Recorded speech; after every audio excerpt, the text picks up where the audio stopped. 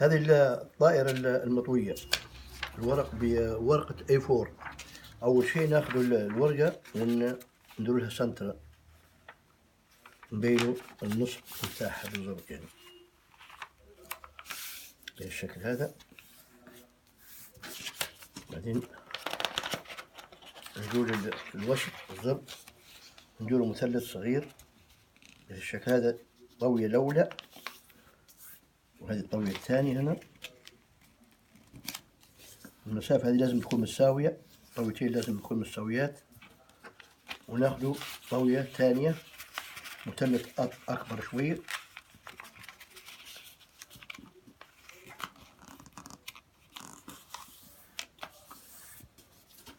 بهالشكل هذا.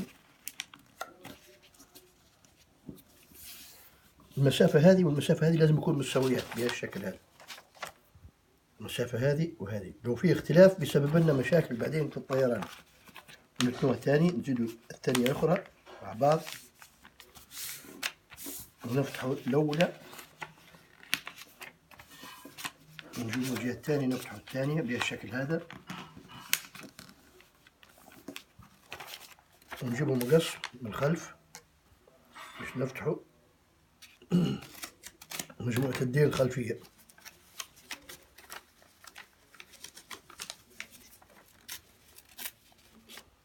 ممكن نزينوها برسومات، نديروا علم الاستقلال مثلا من هنا، وبهالشكل هذا تكون تامة عندنا.